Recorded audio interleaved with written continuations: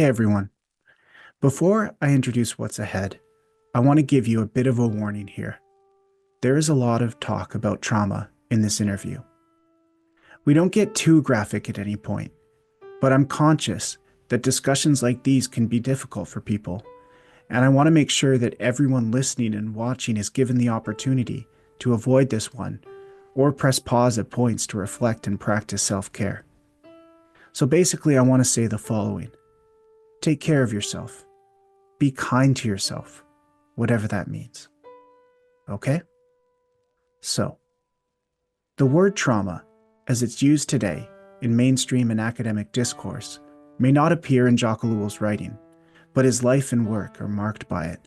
His experiences during the First and Second World Wars, the stress of the Cold War, his work with marginal youth, and the devastating loss of one of his children hang over his biography, writing, and activism like an ominous cloud. Strangely, and definitely not to be romanticized, this cloud of trauma prompted Ellul to prophetically read the signs of his times, and as a part of that work, earnestly seek a theology and practice of hope in apparently hopeless circumstances. As he writes in the introduction to Hope in Time of Abandonment, which was published in 1972, quote, "More than ever, we are finding it possible to do what our ancestors could not do, benefit from foreign cultures and enjoy other astonishing advances. Yet we feel caught in a snare, as though a lid has fallen over us at the very moment when we are breaking through the lid of the skies. We have felt closed in by an unyielding trap, just when everyone was catching the vision of a pleasant life for all." It is within such settings that Ellul labored to discover, articulate, and bring into being a word of hope, which, as he defines it, is a person's answer to God's silence. That is why Ellul's writings on hope are some of his most challenging, scandalous even, and hopeful. If there is hope to be found today, Ellul teaches us, it will only be found after all false hopes fall to the ground, and we make a decision for hope, to hope, as we wait and pray with critical and expectant realism. So it's for this reason I was thrilled to have Katie Cross join me for a conversation about her recent lecture series, Hope in a Traumatized World. As the title of this series suggests, Katie's work focuses on theologies of trauma, suffering, and division, which in numerous ways converges with numerous themes in Ellul's works. I'll put links to books Katie has published in the show notes, so be sure to check those out, as they are, I would say, essential readings for anyone interested in feminist, womanist trauma and/or intersectional theologies. And with all of that said, I hope what we talk about offers you at least a little bit of hope in what can often seem like a hopeless world.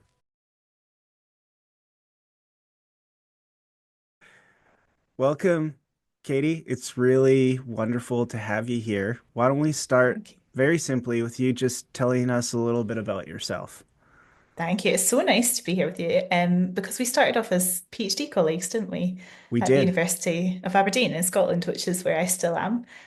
So I'm still in Aberdeen. I'm a lecturer in practical theology, which means I teach an awful lot on all kinds of things. Trauma mostly is my kind of bag, suffering. I teach a bit on gender as well, feminist theologies, things like that. So it's pretty wide set of things. Also part of my job, big part of my job is research. So at the moment, I think we're going to talk about one of the research projects I'm involved in, which is on hope and activism. And I'm also working on another research project about people who have left church, so church leavers. Yeah, where they go, what they believe now, and what their Christian practices are outside the church and what those look like. So that's I'd kind be of what I'm up to. Yeah. Yeah. Well, I'd be really interested to hear about both, and I wonder how Yeah, much there's yeah. connections between the two topics, right? Mm, That yes. trauma, hope, leaving the church, Mm, that those things are probably more closely related uh, than yeah, maybe at first glance for some folks. I think so. So there is a lot of talk about trauma these days in more Mm, mainstream discourse, but also academic discourse, and I know it is. difficult to define. But Yeah. could you give us a definition to start? Not the definition, but a Yes. definition just to help frame our discussion.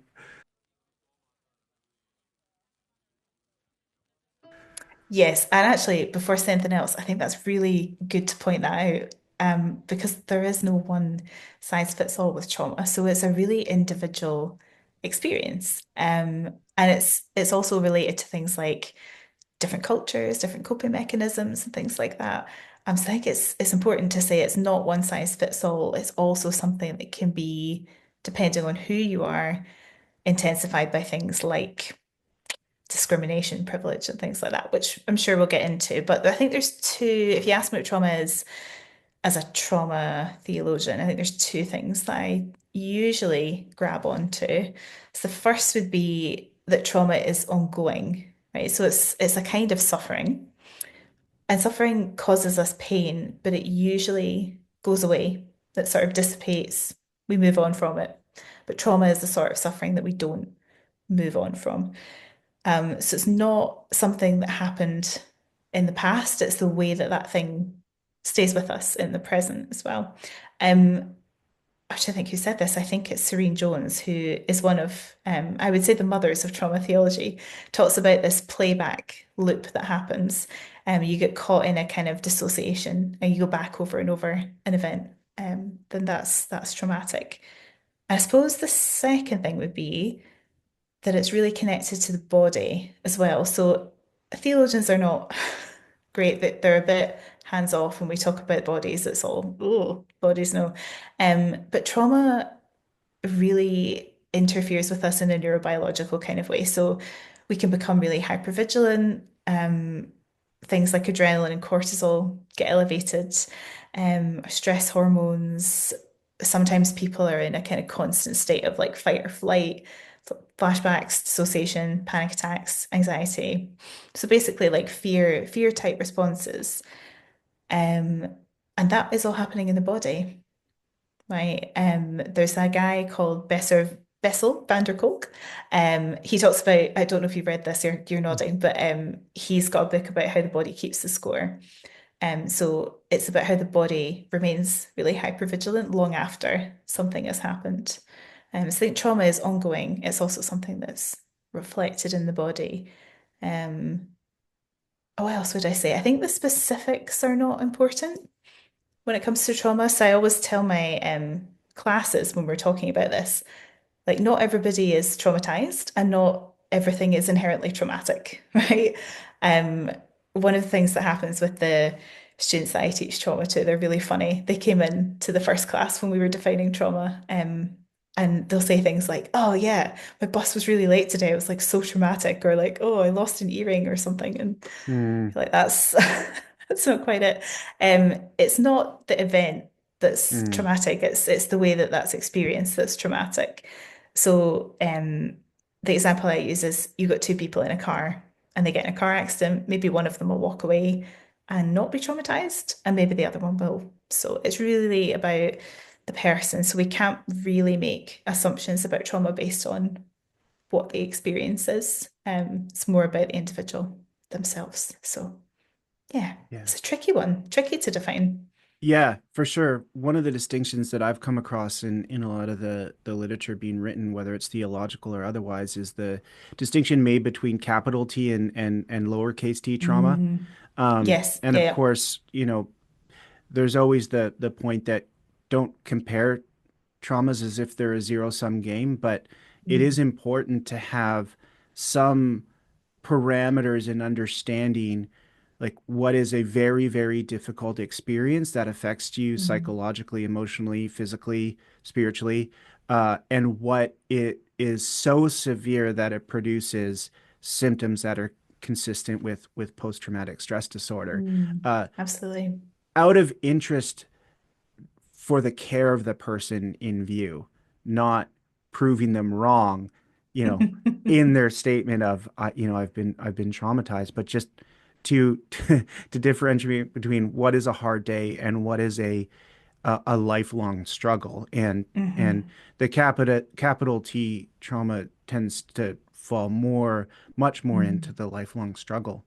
Um, Mm. it's interesting for some people who would be engaging with this conversation, who are familiar with Ellul, they might wonder why we're talking about trauma because he's Yeah, not yeah. known for writing about trauma. No. He it wasn't a category in his context, and yet his life and his writing are marked by trauma given his experiences in France during the First and Second World War.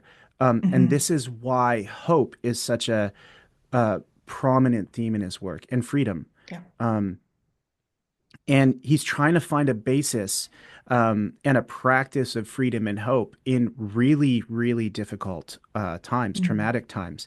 Um, Yeah.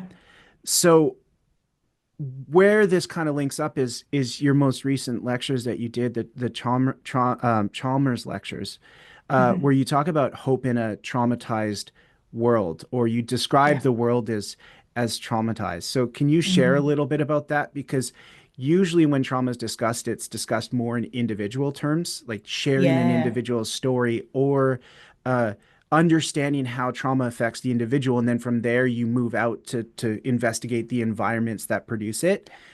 And I know that you've done other works that focus more in that area. You know, you've done two Hmm. edited volumes on this. You present on this a lot. But I Yeah. found the move that you make in these lectures interesting, where you actually zoom out and look at a more global view of trauma. Mm. So can you share a little bit about that? Yeah.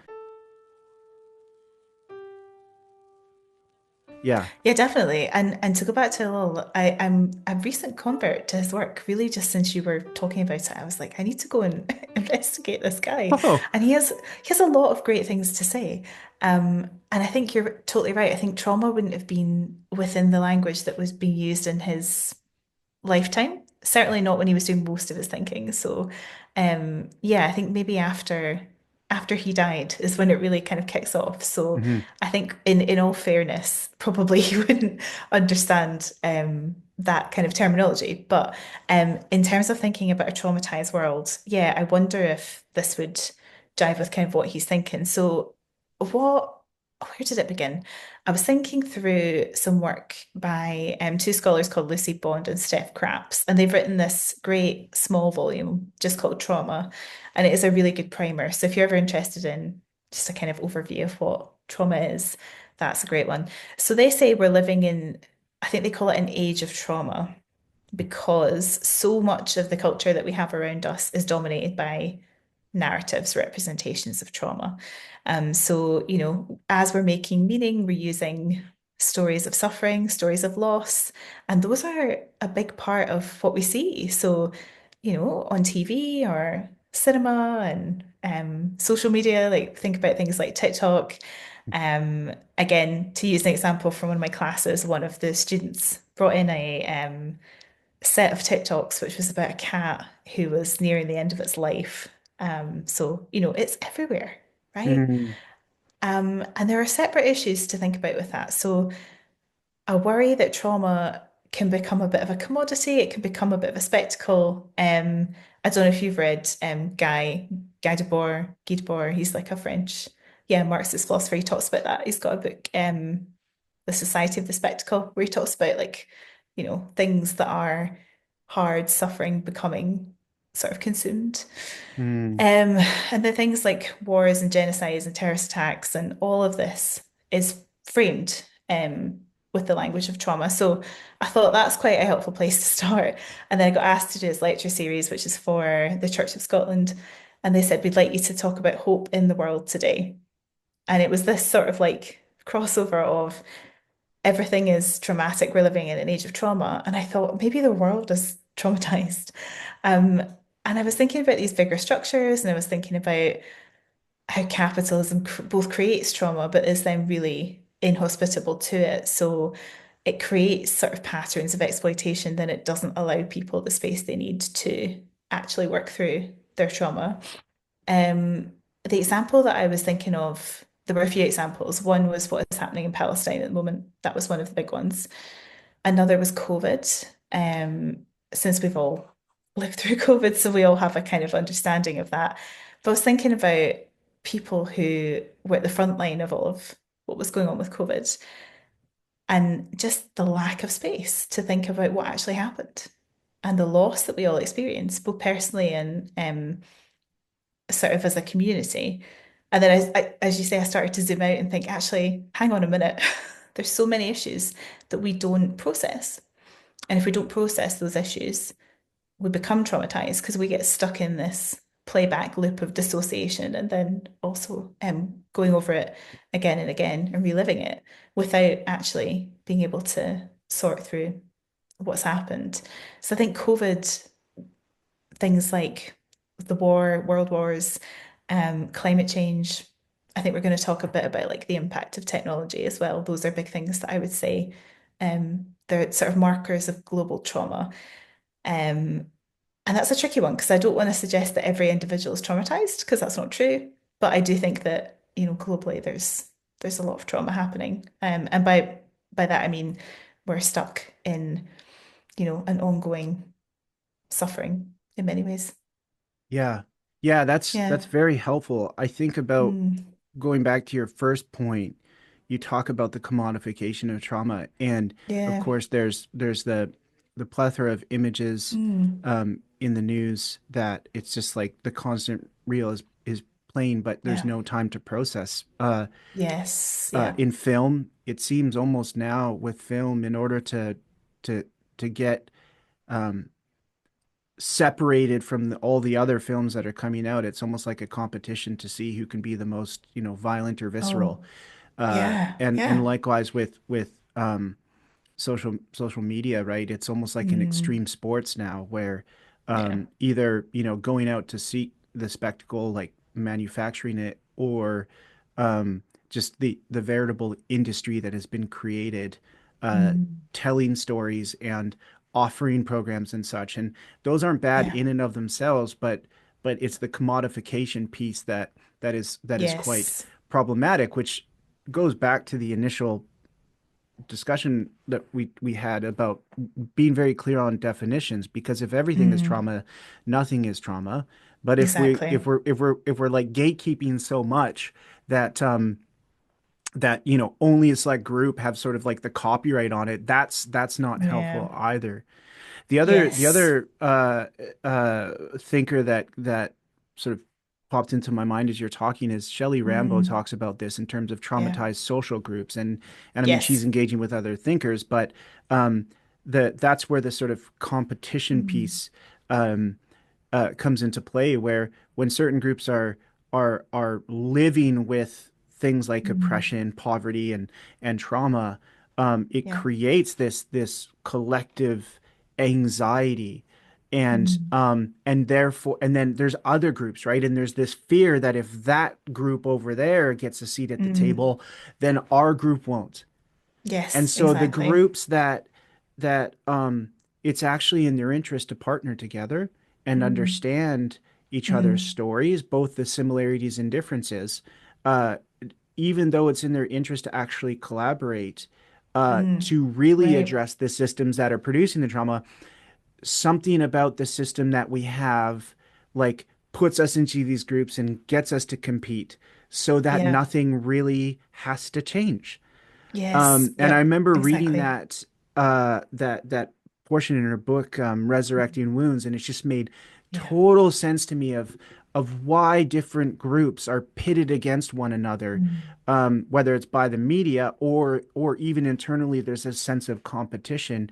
But what Mm. happens when we see our neighbor and see their struggle and realize, wow, there are things that are unique to their story, but there's also Mm. connection points, and it's Yes, in then that absolutely. we can really address these wounds together. Yeah, absolutely. And there is something about capitalism in there and about the ways that that keeps us away from each other because it Hmm. drives the scarcity, right? So we think, oh, not everybody can get their trauma looked at, or, like, oh, there's only so much, Yeah. to go around. And Yeah. that's a Who's going to worrying pay thing, for isn't that? it? That's the constant, Yeah. right? Who's gonna pay the bills? Yeah, Yeah. absolutely. And it's we saw a lot of this in Scotland with COVID as well. Like people who were really struggling after COVID and maybe had had like significant losses and things like that. There just hasn't been a lot of like coming together to actually talk about what happened, right? So there's not a coming together to say we need to grieve about something that actually it might have impacted us in different ways, but it impacted all of us. So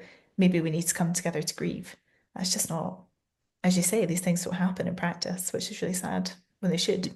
Yeah, and this, we'll get to this in a bit in terms of practices, but Mm, even if we do come together, what do we do when we yeah, when we right. gather? Um, that, you have to have some sense of common language and ritual of some sort Mm, in order to yeah, have a language, and otherwise it's just it turns it into a spectacle or a thin event right. to attend, right? Yeah, I yeah, mean, it's worth the definitely. effort, but like when we come together, how do we address this in a way that doesn't actually cheapen the moment Mm, and cheapen the suffering, or sort of trivialize it, but actually yeah. acknowledges it well, makes it visible, and handles it carefully. Yeah, and that's back to what you were saying at the start about definitions, right? So if we can define what trauma is in a way that's helpful, and we can actually be clear about what we mean, I think Mm, that's helpful for, hmm having a sort of common language or an understanding, or even just, saying actually, one person might be traumatized, one person might not be. hmm But how do you hold those people together? Yeah, Yeah, all at once. These are difficult questions, but really important, I yeah, think. yeah. Yeah. So you talked about technology a bit, and of Mm. course, Ellul is most known for writing about technology. So do you want to talk Mhm. about the connections between technology, violence, and trauma, how you relate them? Oh, so you had said he's got this piece, democratization of evil. Yeah, And I looked at it and I just thought this is this is great. And again, it's so interesting because it's it's not that the writing itself is naive, but you read it from 2025 and you look back and the things that he's worried about are things like, advancing of pollution and yeah, like things that seem like so much bigger now than they would have yeah. been when he was writing about it. You just think, my goodness.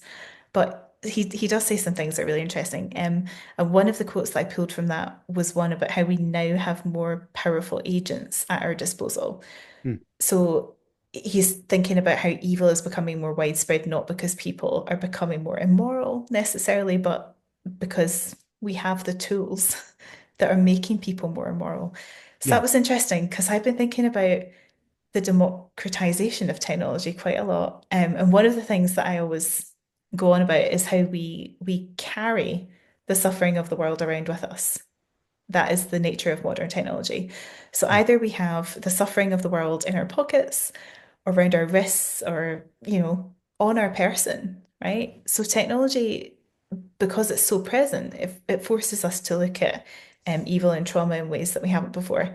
Because of constant news, we're constantly looking at images of things and we're being bombarded with all of that. Um, but one of the things that kind of got me about it, because I think there's a really tricky line between social responsibility to look at these things, which I believe in wholeheartedly, but also the sort of evolutionary design that we have as humans that isn't quite where we would need it to be to consume all of this information. So we're not really built to consume that amount of bad news. Like we're not really built to sit and scroll and see death and destruction and genocide and then, a cat video and then more death and destruction and genocide. And evolutionarily, we're only really supposed to be focused on our immediate circle. And that's not to say we have a really good excuse to only, look inward. But it's important for trauma and it's important for thinking about our bodies. Like, what are we actually designed to do? We're not designed to process an unnatural amount of violence. So I think Ellul would have had a lot. If he was around now, I think he'd probably have a lot to say about that. Um, Yeah, he'd be like, I yeah, mean, he was always grouchy, but I feel it'd be like yeah, times five now. yes, Yeah, for sure. I mean, and this is the question that he constantly asks is like, even if we mm, could get to a point where we are, you know, evolved enough, quote mhm, unquote, to take in all that violence, and trauma and suffering, should we? yeah, And no, of course, once you introduce the element of technology, Hmm. The answer is always yes. I mean, if you can Hmm. do it, it's a foregone conclusion that you should. Yeah, that's Um, right. and and so the yeah, that really resonated me when I was reading Mm. your lectures that we carried around in our pocket. And so on the one hand, we carry around this suffering in our pocket, and there's no space to process and move on Mm. unless we intentionally create it. And on the other hand, like I want to acknowledge that the side of technology that has given voice to people who pursued Yes. the quote unquote like right means to have uh, their stories heard and to get Mm. some sense of closure and hopefully even justice, right? But because that Yeah. system failed people, they turn to media and social media in order to share their stories and make this conversation mainstream Mm. in a way that it wasn't before the Me Too movement. Um, and Yes, definitely. Yeah. I don't want to suggest that's sort of like an amazing move and like we don't need to think about it critically, but it's Mm. just to talk about the light and shadow side of these things, right? And Mm. this For is what Lul sure. always say is like Yeah. we do need to talk about the positives of it. I think it's Yeah. so important that people's stories are heard. Uh, and we need that. And on the other hand, it's this the darker side of it. I mean, Mm. another thinker that I engage with really, I mean, he's known for saying the invention of the ship is the invention Mm. of the shipwreck, and we tend to Right. think about the ship all the time. Yeah. We don't think about the shipwreck. That's right. So in this case, let's think about the ship as well in terms of like how does technology give a voice to people who didn't have voice and were Oh silenced yeah. as well. Absolutely, absolutely. Actually, I wrote really recently. Um, this is my favorite title that I've ever had for a paper. So it's an article that's it's open access, which is good. But the sort of tagline is hashtag thoughts and prayers. And it's Mm, a theology of social media crisis interaction, is what I've called it. So it's about how we use social media for crisis events, right? So these big sort of traumatic global events and whether it's a good thing to use it or not. And actually, I've kind of talked about both the good and the bad there. So I've talked about how it can connect people, support people, empower them. And a few of the examples I've given were the Black Lives Matter movement. So that began as a hashtag after the death of Michael Brown. And also, I don't know if you remember this from a few years ago, I think it was 2018, the Parkland school shooting in Florida. There were students from the Marjorie Stoneman Douglas High School, who actually, as you say, they used the media to speak out about what had happened to them and also what was still happening in the school. So the school was not concerned with gun control, but concerned with things like those see-through backpacks. I don't know if you remember that whole thing that was going on. It's a bizarre thing to think about. But they really took command of how they were portrayed, which was amazing, and they used social media to do that. So there's a lot of things where you think, well, that's huge, and I know that there's a movement of people who have left the church for one reason or another. You know, they do church online, they do social media church, things like that. So yeah, there's a lot of good to it. And I'm definitely not someone who's like, yeah, throw it all in the bin. However, you know, we do need to think about, especially I think as we're accelerating towards imminent, I don't know, disaster. I don't know if that's fair.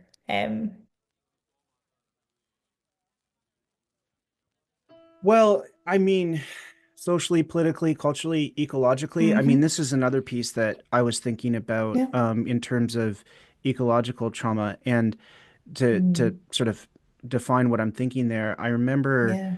um, in I'm in Canada, and Canada has a really brutal history of colonization. Yeah. Uh, Residential schools is a huge part of our Mm. history. The last residential school was closed in the 90s, so it's still fresh. And when Oof. you talk about, not everybody is traumatized, it is possible for trauma to be an environment and Hmm. to live in a sort of mass dissociative Yeah. state, an inability for Canadians to acknowledge what has happened. Hmm. More and more people are, but a particular event that really forced this into view was um, uh, there was evidence of mass unmarked graves in residential Yeah. schools. The Canadian government didn't fund it. Indigenous No. groups funded it themselves to do imaging studies of Mm. residential school sites, and sure enough, they found um, unmarked Yeah. graves, um, Mhm. and there were a lot of people who said, "Okay, well, we don't know what's down there yet. Like, we don't have evidence. So before Jeez. we jump to conclusions, like, let's get the facts. Like, we need to dig this up and really see, you know." Mm. And I remember hearing an Indigenous person respond to that in a presentation, and he said, "When's the last time any of you drove past a school for white kids and saw one grave and thought that was okay?" Absolutely. Yeah. Right? Oh, I mean, yeah. so the very fact, even if they were marked graves Hmm. next to a Yeah. school, nobody stopped to be like, what's going on here? No. Um, so I am part of a nation that continues to live in that state. And Mm. another one of my friends, when we were talking about this, an Indigenous person said, when people ask him about what we need to do with these sorts of revelations, he says to them, Mm. we need to heal our land. Oh, yeah. Yeah. And a lot of people are like, what do you mean? We need to pursue justice. And he said, in order to pursue justice, we need to heal our land because Mm. there's literally wounds in the land with dead bodies that are Yeah. unnamed in unmarked graves. Mm. And so the this wound in the land represents the wounds of people, but our collective like Yeah. geosphere and environment, which Mm. has all sorts of metaphorical and literal Mm. connections to the wounds that we're inflicting on our planet every single day. So even the Yeah. very soil is wounded, Hmm. right? The Yeah. atmosphere is wounded.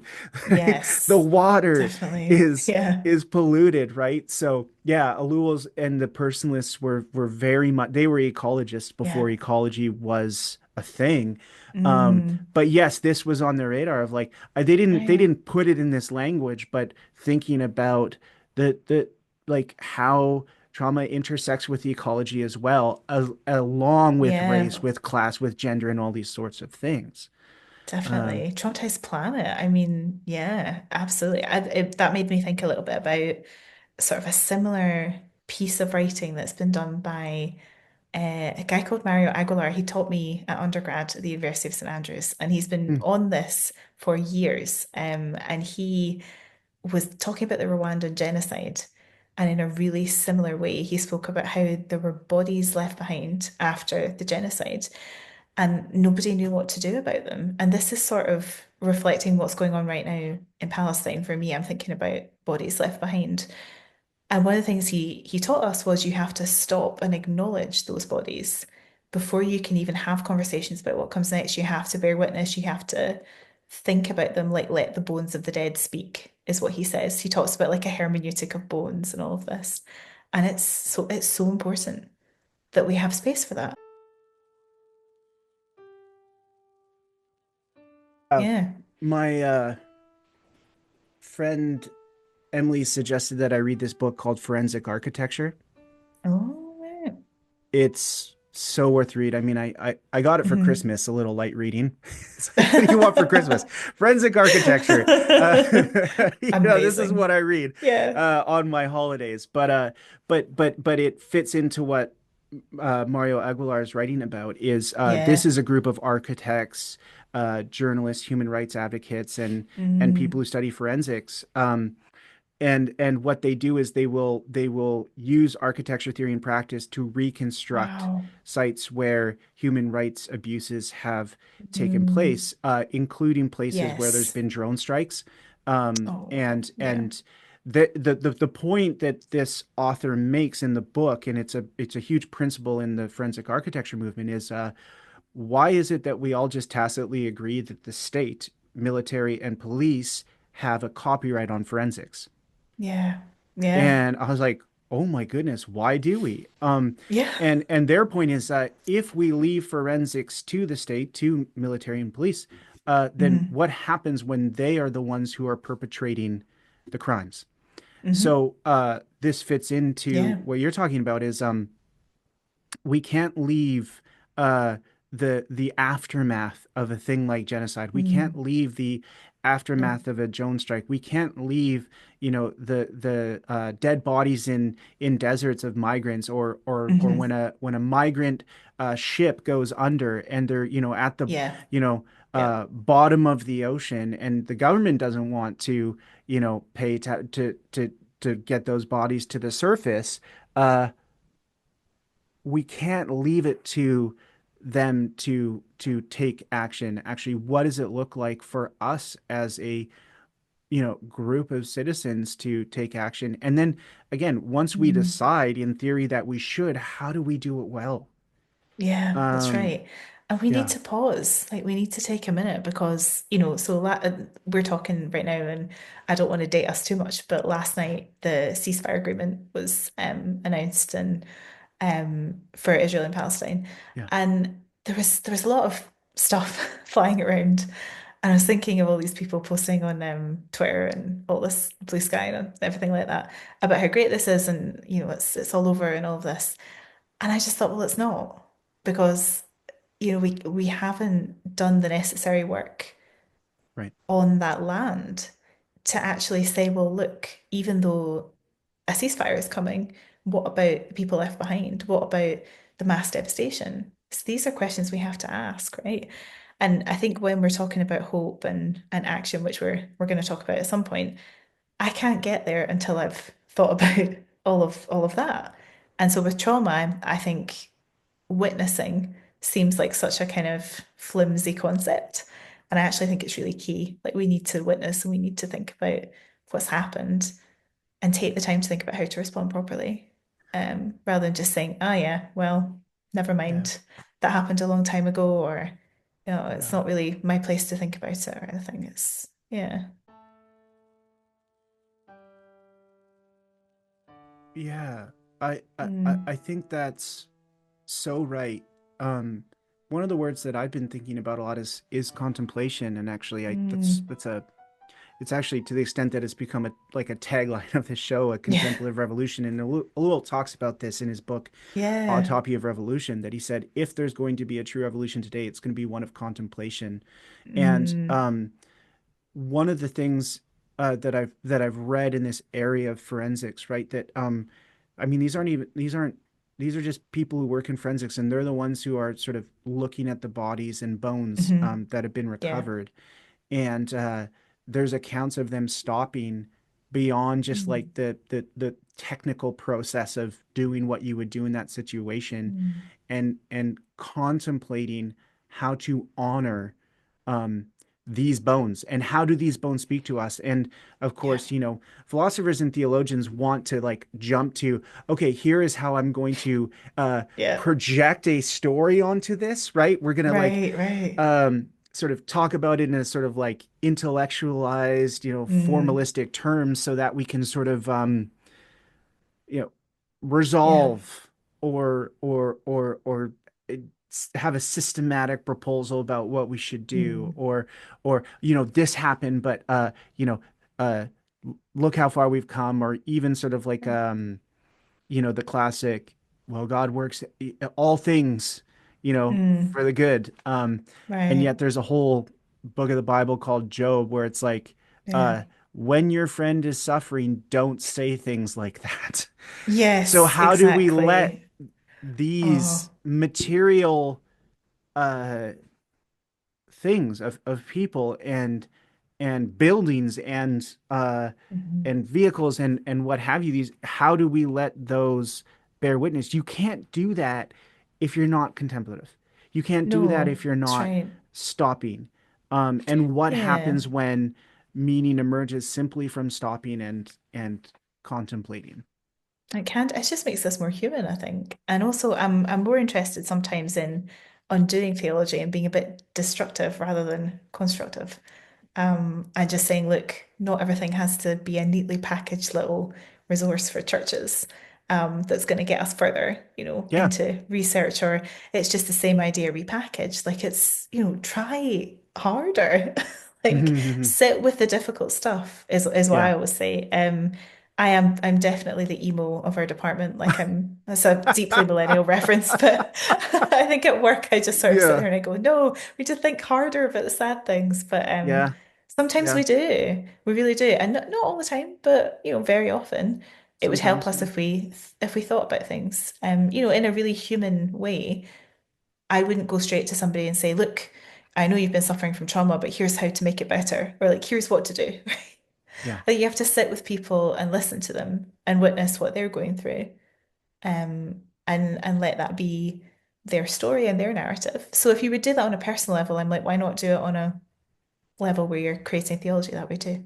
Yeah. Would make Absolutely. sense. Yeah. Yeah. We'll get to practices of hope in a second here, but I did want to ask one more Mm. question as I hear you Yeah. share that. Like, do you in the research that you're doing on why people are leaving church, Yeah. have you found that the reason why a lot of people do, number one, is because people don't believe them when they tell, the people in their church that this awful thing has happened, like number one, or the amount of Yeah. exposures of abuse in the church. But number three, that even within this place that has so many resources for processing pain, suffering, uncertainty, hopelessness, and so on, um, we actually don't do it.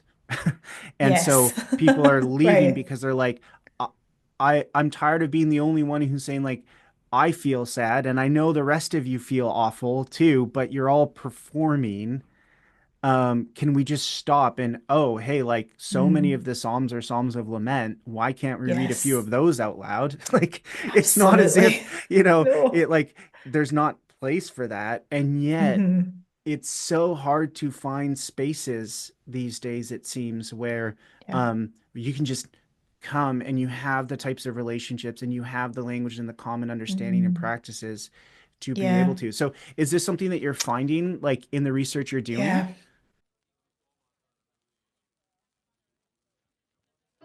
That is exactly spot on what I'm finding. So the two things. So one of them being that people feel there's just not space to talk about difficult stuff. So a lot of the people that I've interviewed, it's funny how this works. They sort of got together and that they pass on an email or they say to someone, oh, you should go and talk to this researcher. So, interestingly enough, a lot of them are Extinction Rebellion people or they're involved in climate activism or political activism, which is fine. That's a crossover with some of what I do with my life as well. So, that's okay.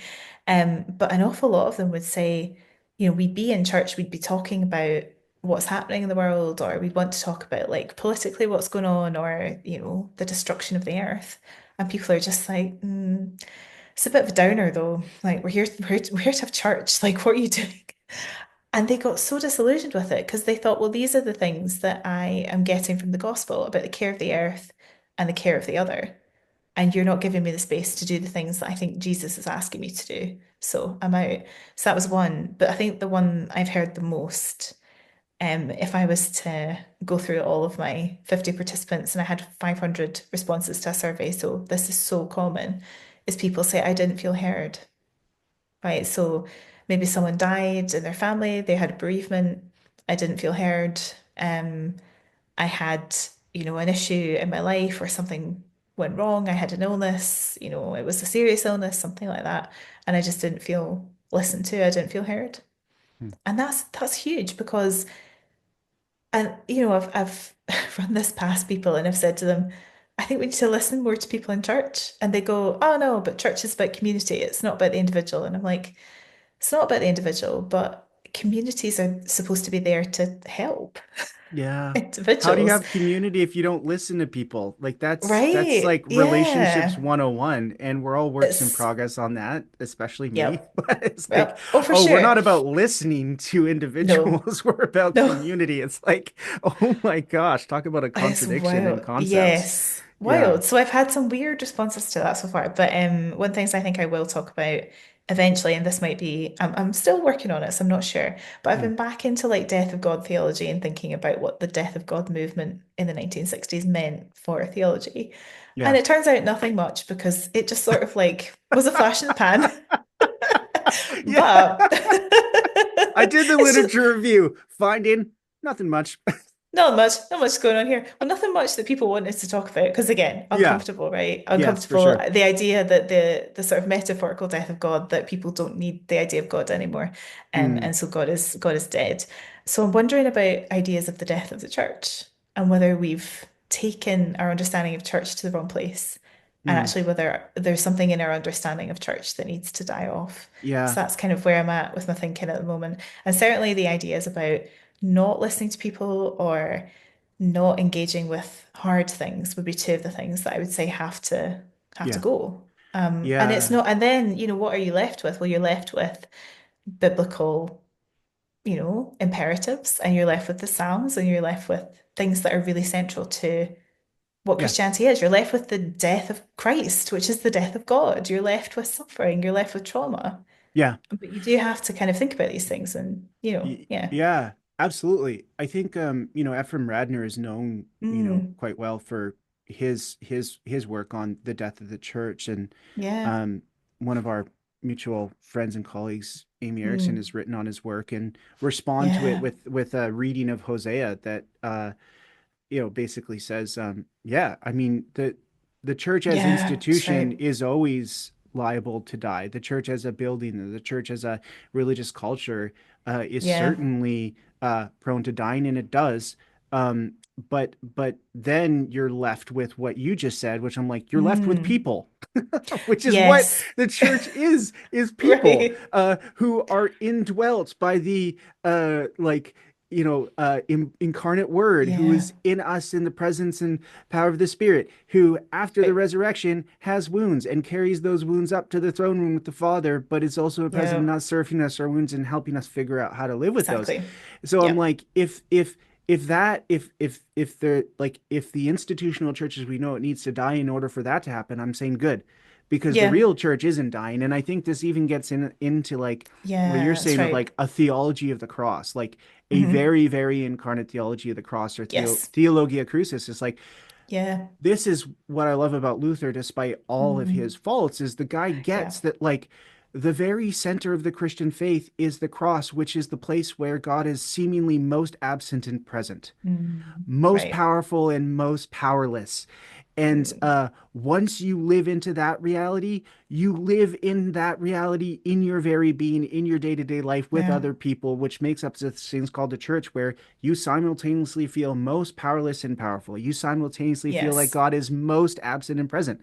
That's Yeah. what it is, right? It And you're is. like, Yeah, I can I know. sign up for that? And you're kind of like, I'm scared and excited all at the same time, Yes. And do you know right? what? Like, there's something about the movement of people who are outside the church that I've encountered that is Hmm. so unbelievably hopeful because Yeah, these are people who have taken faith from complex and fraught and difficult and all of the things that becomes within an institution, and it gets stripped back. And so many people say to me, I feel like I have a really basic understanding of all of this stuff.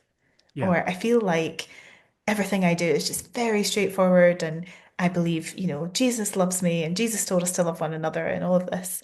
And I just look at that and I go, well, yeah, that's kind of how it that yeah, sounds good to me. That sounds pretty good. Because there's no, there are complications, there are difficulties, but they're not the same as the institutional. Um, I would sure. say abuses at this point. Yeah, It's not just complications, it's widespread abuses. yeah, And that's what institutions do. And so, yeah, it's yeah. interesting. Yeah, well, I mean, like you said, it doesn't take much. I mean, Sam Wells, I love what he says about being Mm, obvious. yeah. It's so freeing. Um, when he writes, you don't need to be creative and it doesn't need to be fancy. You just need to be Hmm. obvious. I mean, so many of Yeah. the most important um truths when it comes to the faith, or when it comes to trauma, when it comes to hope, it's just obvious. And Yeah. sometimes the obvious things are the hardest things to keep in view, because we live in a world where we're constantly distracted by the next new thing that is flashy Right. or enticing. And it is very obvious that, like, love one another, Yeah. love God, love one another. On this hangs Oh, all the law and the prophets. And then our response is, yeah, yeah. but, you Yeah, know, but not those people though, not that kind those of thing. people, right? Or Those not that guys. inconvenient person in our church who is telling us, Yes. hey, we need to look at this, or hey, something happened and I need to tell you, right? Yeah. And this is, what it interests me, aligning with what you're talking about here, is how is Christ present to us in the people that we least expect? Because Yeah. that's exactly what he says, right? So, Hmm. you know, oftentimes there's the institutionalized form of Christianity that looks around the world and says, well, Yeah. those, Christ couldn't possibly be present in that person. And Jesus Mm. is like, actually, uh, I am that person. And Right. so, how does Christ, the wounded and resurrected Christ, encounter us in the other, especially the Hmm. person that we think is an enemy or couldn't possibly be the Yeah. one who's bearing his presence to us? Newsflash, God is that big. He's Yeah. that big, people. Absolutely. He's You that don't have a well. copyright on his image. Yeah, and this is the problem. So many Yeah. times with institution is it shrinks God down Hmm. tiny and then says, look, we're going to promote these people and these people will stand in for God and make all the decisions and all of this. And that's another thing that's come up quite a lot in the research is actually like the size of God, the power of God, if you believe it, should say something about the magnitude of God's grace, really. And we just don't get that. We just don't think about that. So, yeah, being outside the church myself and also being part of that research is really, it's interesting. It's really interesting. And as a theologian, to not be in the church is, I thought it'd be the worst thing for my job. I was like, oh, I'm going to get in trouble. Newsflash, no, I did not. I didn't get in trouble. No one asks about it. No one really minds. But it has been really revealing in many ways. And to sit with people and hear those stories is difficult, but it is always, it's nice that they can do that and feel that their words will be out there at some point in the Yeah. future whenever I Yeah. finish this research. Yeah, yeah. Yeah. Well, I look forward to reading that Mm. material. I think that's one Oh, of the yeah. values of the type of research that you do. I mean, I'm not a quantitative, qualitative researcher, but what I love about those methods is that it treats uh, people's stories as texts that should be taken Mm, seriously theologically. definitely. Yeah. And because there are some people whose stories should be taken seriously, but because they don't get published in large monographs, they don't get taken seriously as Yeah. material through which God wants to tell us something about who God Right. is, right? Yeah. So I Yeah. look forward Absolutely. to hearing and seeing what you come up with there. We're already Right. getting into this territory, but let's move more definitively into it. Hmm. Um, you talk about hope and you talk about practices of hope, and I want to Mm. read what you say about hope, and then we can sort of Sure. build from there. But you say people have different meanings when they think about hope. Um, I want to present hope as an action, as a doing word. Um, I'll argue that hope isn't just something you have, it's not an emotion or a set of feelings. It's something you create, something that you do and that you practice in community with others. Um, and you say this is an important distinction to make because hope can often be romanticized and made passive. It becomes about waiting for change rather than a radical set of actions. And there's also the unhelpful conflation sometimes between hope and optimism. The idea that to be hopeful, you have to be optimistic and think that the best will happen in the future. And Mm. you say, this can be exceptionally hard to do, especially when we're living in the type of world we've been talking about. So Yeah. can you comment on where this generated this definition for like where did you get Yeah. this definition of hope? Absolutely. Well, how deeply millennial, first of all, right? Mm. This idea of like waiting on the world to change. But Yeah, also Little John Mayer. Yeah, little yeah. John Mayer, yeah. But Yeah. also the hopelessness of it was something I think I really wanted to confront first of all. So I was asked to do this package of lectures. And around the time that I was asked to do this and I was preparing and beginning to write these lectures, my mum was diagnosed with cancer for a second time. So not just a first time, but a second time. And everything just went, it was like someone pulled the rug from under me. And I thought, I can't even think about hope, let alone write about it. I just want to think about hopelessness. And I had to start with hopelessness, and I did. And I drew quite a lot on the work of Miguel de la Torre, who talks about, like the difficulty with hope and sometimes having overly positive ideas about hope. So I just wanted to be really careful that I wasn't saying, you have to be feeling really great every day, or you have to be really optimistic, because those are kind of privileges that a lot of us don't have as we navigate our way through the world. So that was kind of part of it. And then the other part of it came from this story. And I don't know if you'll be aware of this. It's a kind of news story from a few years ago, 2021. And it comes from my home city, which is Glasgow in the west of Scotland. And there were two men on the south side of Glasgow that were evicted for alleged immigration violations, right? So it was a morning in May, and they were hauled out of their home that they lived in, and there was this UK Border Force van, Home Office van, sitting in the street on a street called Kenmure Street in the south side of Glasgow. And almost straight away, like almost immediately, they put these men in the van, and there was a protester underneath the van who was lodged in next to one of the wheels who said, I'm not going to move because I don't want this van to go anywhere. And there's another guy, I think his name was Declan Blanche, and he was on Zoom, he was doing a COVID time Zoom meeting in his flat, and he looked out the window and saw protesters, and he'd never been to a protest before. And he thought, all right, I'm going to go down there. And he got down there and he sat behind the van so it couldn't reverse. And then all these people started coming out of their homes. This is another moment where technology really shines. There were, community WhatsApp groups and things like that that were just pinging. So there's a mixture of people who were quite seasoned protesters who were there to, protest the UK border agency and the police and all of this kind of thing, but a lot of like normal people and kids and dogs, and there were people from like the local mosque who were there, who were celebrating a feast day, and they all came down and they brought like all of their cakes and food to share, and it was just a kind of melting pot of people who were shouting, "Let our neighbours go," over and over again. And it gets quite, when I did this bit in the lectures, I was like, oh, this is so emotional. But there are a few things about that scene that I really like.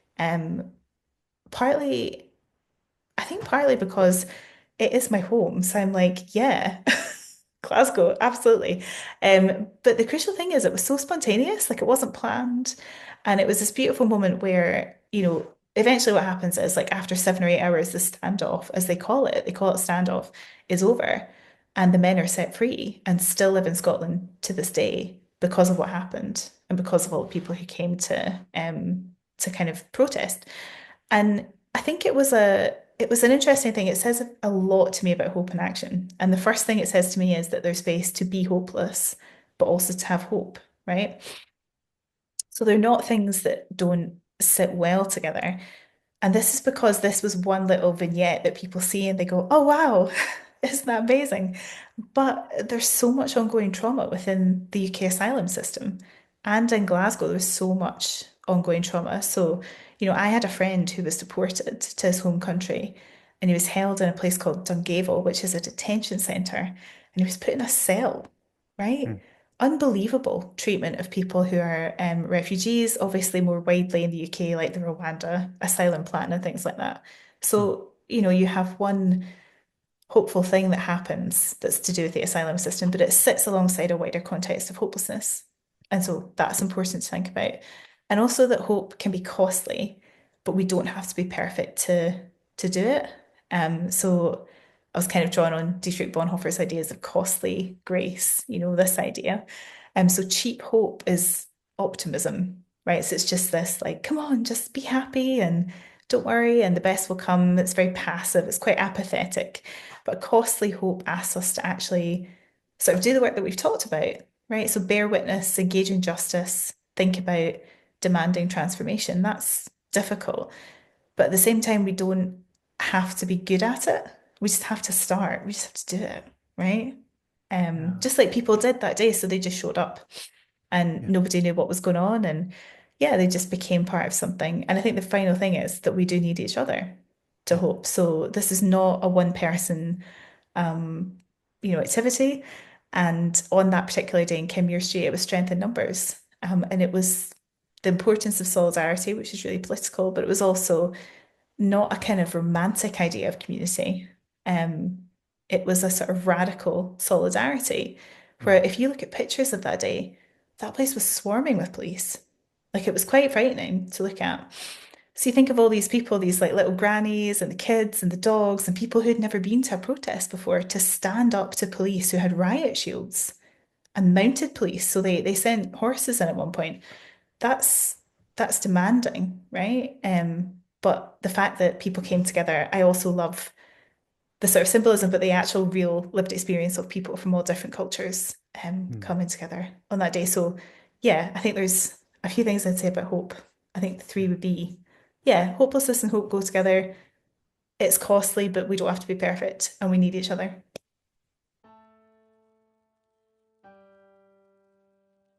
The spontaneity of it really Mm. resonates with me as well. Like Yeah. it's unplanned Hmm. revolution. It's unplanned uh resistance. And um you know, even as I'm asking you questions and as I was preparing for this discussion, right? Like, Mm. you want to end with practices of hope, and I'm like, but Right. now I'm like, but Michael, be careful to not like you can't you can't plan it. Don't institutionalize it. Don't turn it into a Right. spectacle that like, oh, send out an iCalendar invite, please RSVP, right? Like and I'm being trivial here, but like Sure. the Yeah. Yeah. spontaneity of that is it's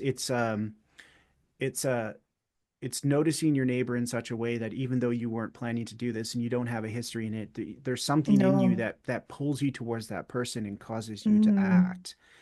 Um, Yeah. it Yeah. to me, it gives me hope that actually it doesn't have to be something massive, that it No. actually can be something small initially. I Hmm. mean, this is what Mm. you talked about this later, like just throw it all in the bin. You have those days. And what Yeah. keeps me going is the mustard seed parable, right? If you want to know what the, Mm-hmm. the kingdom of heaven is like, just look at the mustard seed. It's small, but it Yeah. grows into this invasive shrub. And in this case, the mustard seed is the first person who got underneath the van's wheels, so it couldn't go forward. Yeah. And then the next mustard seed is the person who got behind it, so it couldn't go Mm. backwards, right? And that grows into this invasive, you know, um, witness to hope. And so yeah, Yeah. it doesn't take much beyond just noticing the other person That's and right. stepping out in courage. And there is a cost to it, right? That Mm. little action. And this is why so many people don't do it, because Yes. they don't want to get arrested. They don't want to get beat up by a No. police on a horse. And institutionally, as someone who works at a Christian institution, I realize Mm. the reason why this stuff doesn't get dealt with is because money, jobs, and power are on the line. Yes, exactly. Like Exactly. people Which is know that a why, lot of these things are wrong, but yeah, it actually costs you something to do the right thing and believe the person and back them when they come and tell you that's what's right. happened. And and Absolutely. and it's Yeah. just that little thing of saying, I believe you. It's not your Hmm. fault, and we're going to do what we can. Like that could Yeah. cost you everything, but it's worth it because that is where you don't know where that's going to lead. And you don't Right. know the hope that that can generate for somebody who is hopeless and doesn't feel like they're, right? So Yeah. it's these little moments that matter most. That we don't need to like Mm. turn it into this big program or No, whatever. But no. it's like you said, those three things. And going back to what you said that initially inspired you, I Mm. reread pieces of Ellul's Hope in Time of Abandonment. It's a Yeah. really hard book, but in it he talks about how do we define hope, and he says hope is a person's response to God's silence. Oh, I like that. Yeah, That's and really good. yeah, Yeah. yeah. He Yeah. said when God's speaking, uh, you don't really need hope. You No, maybe need faith, right? Like this is the it's true. Kierkegaard influence. Like when God speaks and tells you to do something, you got to take the Kierkegaardian leap of faith, Yes. and you need to do Yeah. it in love. But when Yep. God's speaking, it's like He's there, and you like you don't necessarily need hope, but you need Yeah. hope when God is silent. And just because God is silent doesn't mean God's not there. It just means He's silent, and you have to wait and Yeah. demand, right? So he says it's similar to your definition. It's a decision, it's a response, and it's a gift. Mm. Or it's a Yes. response, it's a decision, it's a gift. And you wait and you demand. And in this sense, he Mm. says hope is actually blasphemous. It's scandalous, Mm. it's sacrilegious. Yes. And I would Yes. add it's holy blasphemy because like the Psalms show us, it's okay Mm. to say things Yeah. like Yeah. I was really betrayed and hurt by this person, and I was Mm, like soaking my bed with tears, and food tastes like mm. ashes, and you weren't there. God, where were you? Yes. Like, and that Yeah. is Yeah. only when we are willing to admit to ourselves and to other people and to God our hopelessness can a true, tangible hope emerge, but That's only right. when all the false hopes pass away.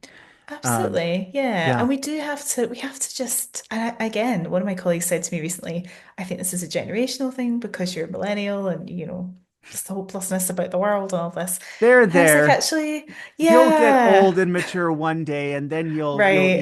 you'll be hopeful, and everything will be great. It'll be like, sweet, you're able to say that from the position of having your mortgage paid off and your nice Oh, pension that you're going to, and I you're know. I'm gonna like, die dry your before eyes. the atmosphere is on fire and water's Yes. undrinkable or whatever. But Oh. yeah, yeah, no, you do you.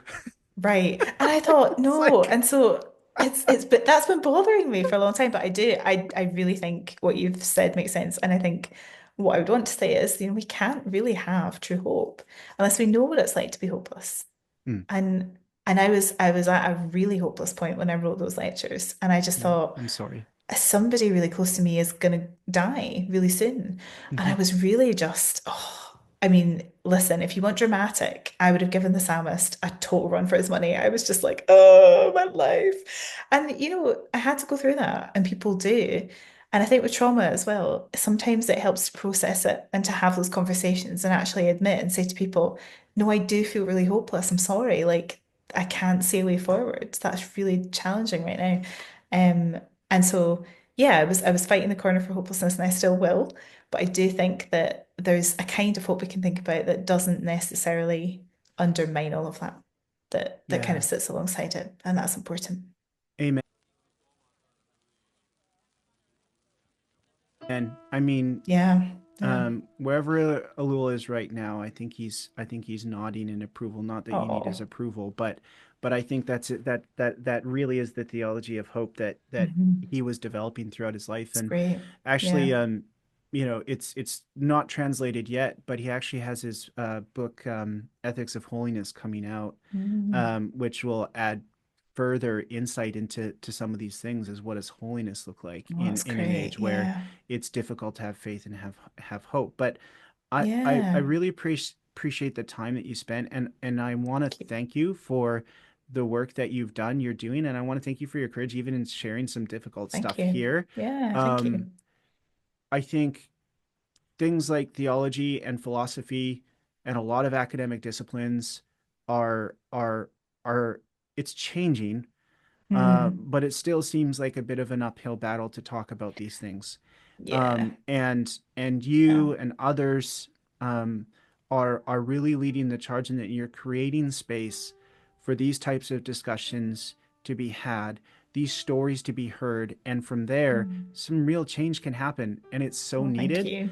Despite the Yeah. resistance you get, despite the Oh, they're sure. there, I The head think pats, yeah. yeah, I mean the value of doing this is that for me, and I feel less alone when I read this and or have these conversations or read this type of work. Mm. And I know that there are lots of other people who experience the same. So thank Mm. you. I mean, Hope so. this Thank in and you. of itself is how hope becomes a practice, is conversation and Absolutely. contemplation. Oh, So thank you yes. for your time. Yeah. Thank you so much for having me. It's been so nice to talk to you. This has been Yeah. lovely. It feels like it's a little reunion of sorts as well, Oh which yeah, is really it's great. nice. It's a great excuse to do that. So where I know Yeah. we spent some time talking about the shadow sides of social media and the online Oh, world, but where can yeah. people We did. follow you and connect with you and stay up to date on what you're up to? Because you're always doing Excellent. something cool.